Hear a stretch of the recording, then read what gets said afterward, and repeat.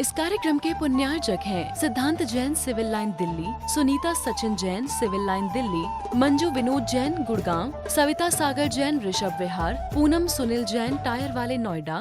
वंदी तु सविसिद्धे ध्रुवे मचले मनोभवं गतिं पते भोक्ष्यामि समय पाहुर मणिमो सुध केवली भणिदम।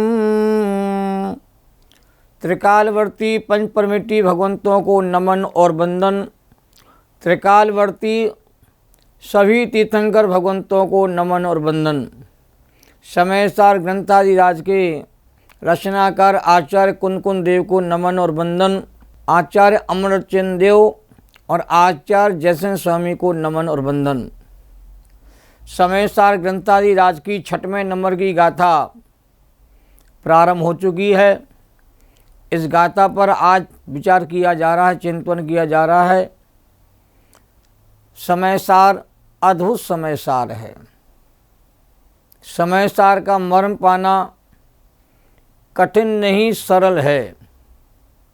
यहाँ रोचक चर्चा प्रारंभ की जा रही है कि वह शुद्धात्मा कौन है जिसकी अनुभूति करने पर जन्म मरण के सारे दुखों का अंत हो जाता है और आत्मा शुद्ध अवस्था को प्राप्त हो जाता है।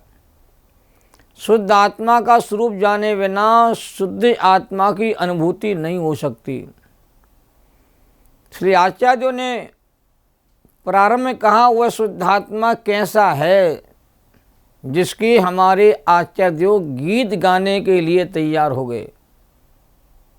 आत्मा का वैभव बताने के लिए आचार्यों ने कमर कस के संकल्प कर लिया है। तो सरल शब्दों में हम कहें कि आचार्य 6वीं गाथा में कहना चाहते हैं जो ज्ञायक भाव है वह अप्रमत्त भी नहीं है और प्रमत्त भी नहीं है। गाथा को एक बार हम लोग पुनः दोहरा लेते हैं। लवि हो दिया पमत्तो न पमत्तो जान गो दुजो भावो एवं वर्णन्ति शोद्धम लादो जो शोध सोचे वे। वो ज्ञायक भाव जो है, जो शुद्ध ज्ञायक भाव है, उसकी शुद्धरूप अनुभूति जब होती है तब आत्मा शुद्धता को प्राप्त होता है। और ऐसा ज्ञायक भाव गुणस्थान में रहता हुआ भी गुणस्थान रूप नहीं होता। ये गजब की बात। इसलिए आचार्य कहते हैं वो अप्रमत्त भी नहीं है और प्रमत्त भी नहीं है। और आचार्य ने अप्रमत्त शब्द को पहले रखा है और प्रमत्त शब्द को बाद में रखा। वह शुद्ध अवस्था में रहता हुआ भी शुद्ध रूप ही रहता है। वह अशुद्ध अवस्था में रहता हुआ भी शुद्ध रूप ही रहता है। और पर्यायों में रहता हुआ पर्यायवान है। वो पर्याय में रहता हुआ पर्यायों से पार है। भजन आपने सुना होगा, बड़ा अचंबा लगता है जो मैं अपने से अनजान हूँ, पर्यायों के पार देख लो मैं स्वयं भगवान हूँ। जो हमारे ज्ञायक भाव है, जो भगवान स्वरूप है, जो शुद्ध स्वरूप है, वो पर्यायों में रहता हुआ पर्यायों से पार है। पर द्रव्य के साथ रहता हुआ पर द्रव्यों से भिन्न है। कर्मों के साथ रहता हुआ कर्मों से भिन्न कहा गया है। मलिन भावों के साथ रहता हुआ जो मलिनता को प्राप्त नहीं होता, निर्मल स्वभावी रहता है। और निर्मल पर्यायों के साथ रहता हुआ भी वह सदा शुद्ध स्वरूपी कहते रहता है। तो ऐसा जो ज्ञायक भाव, जो त्रैकालिक भाव है, ऐसा शुद्ध त्रैकालिक स्वरूप जो है वो सभी अवस्थाओं में व्यापक है, कायम है। उसकी जब तक अनुभूति नहीं होती है, प्रतीति नहीं होती है, उसकी जब तक रुचि नहीं होती है, यश की महिमा नहीं आती, जब तक आत्मा शुद्ध नहीं होता।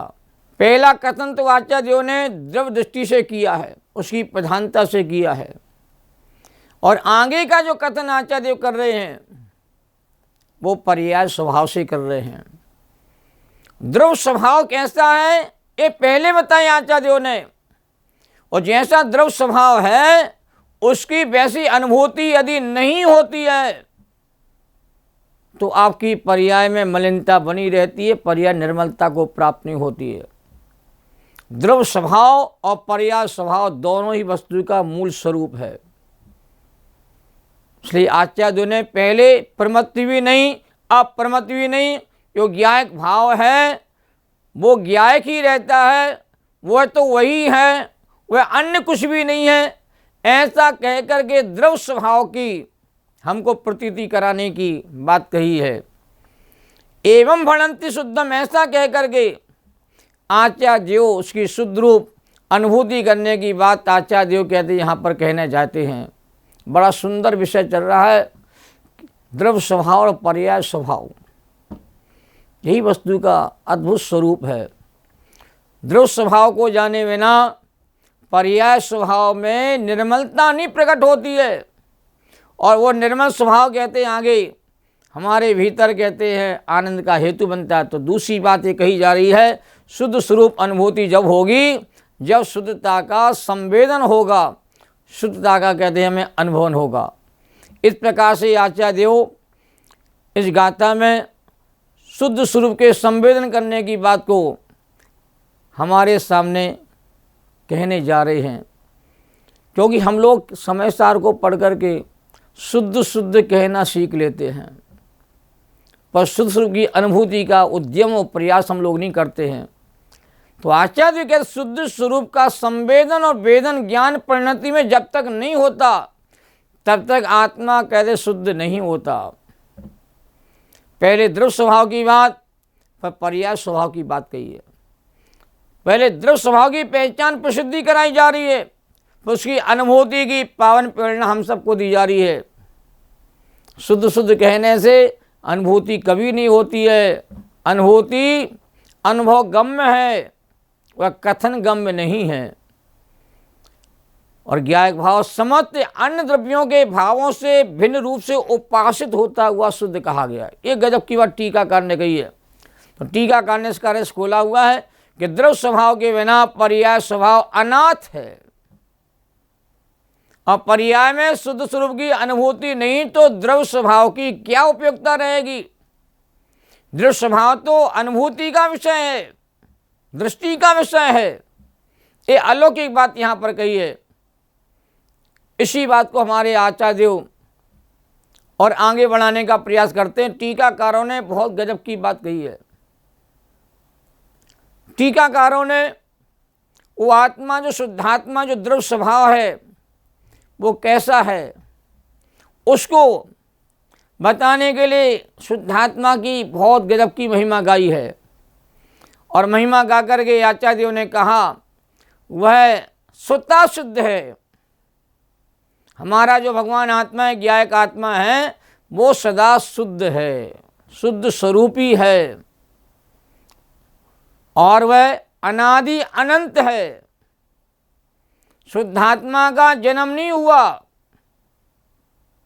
शुद्धात्मा अनादि से ही है, और अनंत काल तक यदि शुद्धात्मा ही रहता है।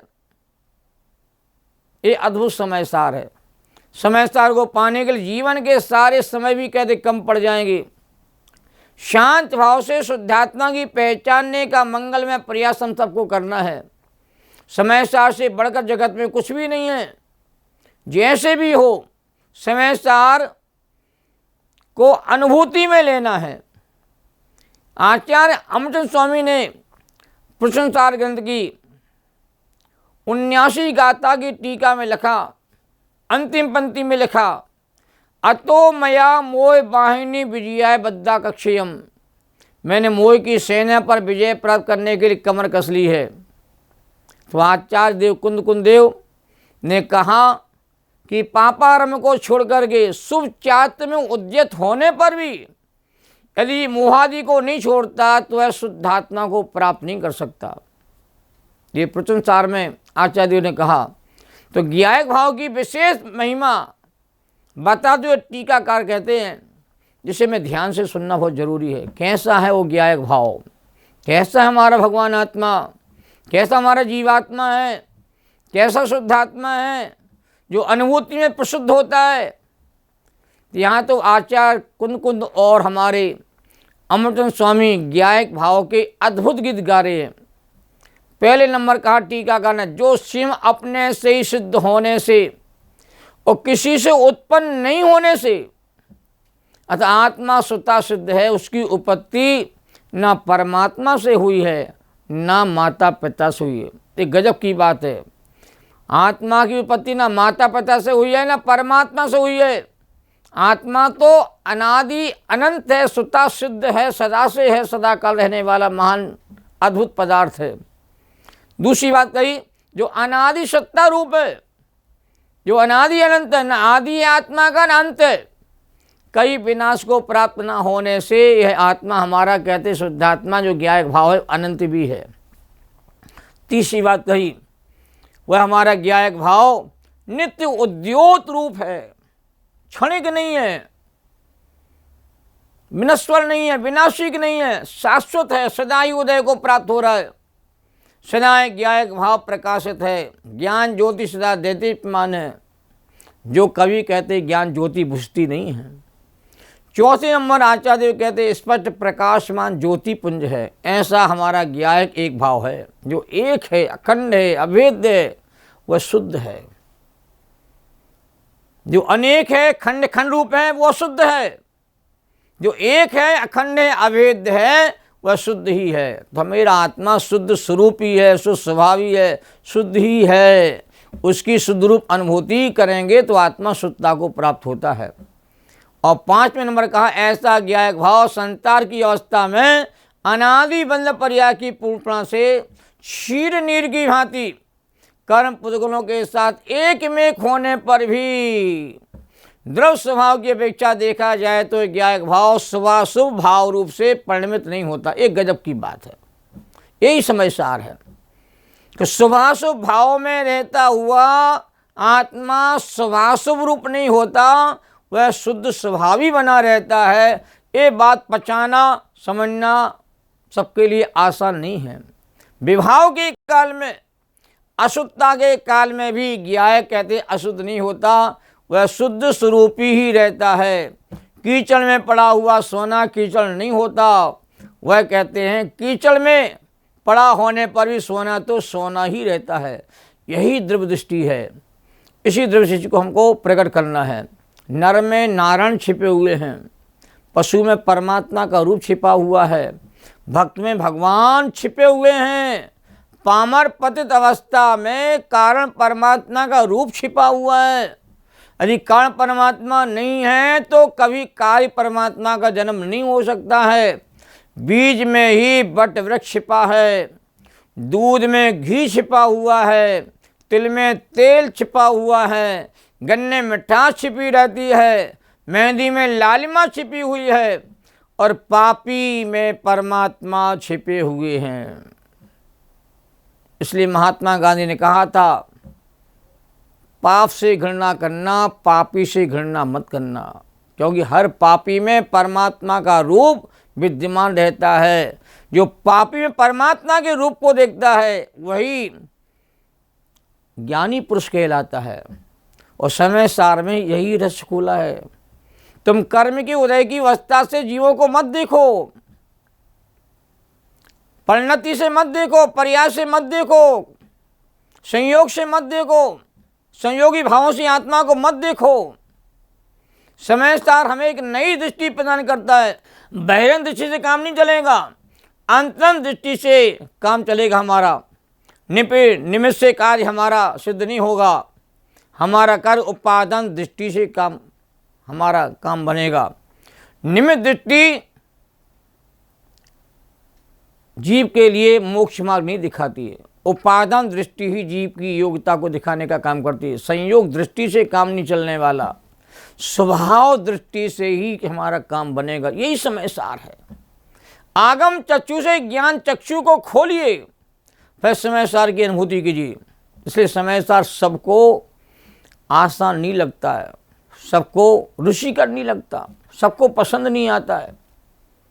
समय सार के संवर अधिकार में 186 नंबर गाथा में आचार्य देव ने कहा है, शुद्धम तुभयाणंतो विशुद्धमेव पयम लहदि जीवो जानंतो दुवशुद्धम अशुद्धमेव पयम लहदि। हिंदी में क्या कहा, जो जानता मैं शुद्ध हूँ वह शुद्धता को प्राप्त हो, जो जानता अशुद्धता को वह अशुद्धता को प्राप्त हो। अब आचार्य देव इस संवर अधिकार में भी उस शुद्धात्मा के गीत ही गा रहे हैं। अशुद्ध अवस्था में वस्तु का शुद्ध स्वरूप कायम रहता है। जल की उष्णता के काल में पानी की शीतलता कायम रहती है। खोलता हुआ पानी अग्नि के संयोग से हटते ही वह स्वयं शीतलता की ओर दौड़ता है। ऐसे पर से लक्ष्य हटते ही, परभाव से मलिन भावों से लक्ष्य हटते ही, पर्याय से लक्ष्य हटते ही शुद्ध ज्ञान भगवान आत्मा कहते हमें दिखाई देने लगता है। जो छिपा हुआ है उसका ज्ञान श्रद्धान और भान वेदन होते ही शुद्धात्मा कहते हैं प्रकाशित हो जाता है, प्रकट हो जाता है। श्री आचार्य ने कहा तीसरे चरण में एवं फलंति शुद्धम का यही मर्म है। आत्म स्वभावम परभाव भिन्नम, आत्मा का स्वभाव परभावों से भिन्न है। आत्मा पूर्ण परिपूर्ण तत्व है, संकल्प विकल्पों से पार है। संकल्प विकल्प आत्मा के स्वभाव के ऊपर ऊपर तैरने वाले परिणाम हैं। इस संकल्प विकल्प आत्मा का स्वभाव नहीं है, स्वरूप नहीं है, लक्षण नहीं है, पहचान नहीं है। आत्मा की पहचान तो ज्ञायक भाव से होती है। जो ज्ञायक भाव तक पहुंच जाएगा वही कहते समय सार के मर्म को कहते ग्रहण करेगा। जो शुभाशुभ भाव में उलझा रहेगा, कर्मोदय की अवस्था में कहते फंसा रहेगा, संयोगों में जिसका मन रमा रहेगा, संयोगों के माध्यम जो जीव अपने विकार भावों का पोषण करेगा, उस समय सार के मर्म को प्राप्त नहीं करेगा। समय सार एक अलौकिक दृष्टि है, दिव्य दृष्टि है, जो अंतरंग दृष्टि है, जो हमें कहते हैं प्रकट करने का प्रयास करना चाहिए। इस गाथा में हम सबको रमने का अवसर कहते हैं मिला है। उस ज्ञायक भाव की पहचान करें, उसकी प्रसिद्धि करें और उसको अपने भीतर देखने का प्रयास करें, क्योंकि मैं ज्ञायक स्वरूपभावी हूँ, था और रहूँगा। मेरा रूप और स्वरूप कहते कभी भी मेरे से कभी अलग नहीं होता है। मेरा स्वरूप तो कहते सदा काल मेरे भीतर ही कायम रहता है। ऐसी अलौकिक जो बात कही गई है समय सार में, उसको समझना चाहिए। दृढ़ दृष्टि का विषय यहाँ पर कहते प्रधान करके कथन किया गया है। इस सत्य को समझें। सहजानंदी शुद्ध स्वरूपी अविनाशी में आत्मस्वरूप, ज्ञानानंदी पूर्ण निराकुल सदा प्रकाशित चेतन रूप, सदा प्रकाशित चेतन रूप। जा वाणी के ज्ञान ते सूझे लोकालोक, सो वाणी मस्तक नमो सदा देती हूँ ढोक। द्वासांग जिनवाणी माता की जय हो। सभी को सादर जय जिनेन्द्र। शुद्धात्म बंधन चिदानंद बंधन। इस कार्यक्रम के पुण्यार्जक थे आराधना संचय ग्रीन पार्क, सुशील विनोद जैन योजना विहार, कमल पलवन कुंजा महाजनी चांदनी चौक दिल्ली, गुप्तदान विश्वास नगर दिल्ली, गुप्तदान सिविल लाइन दिल्ली।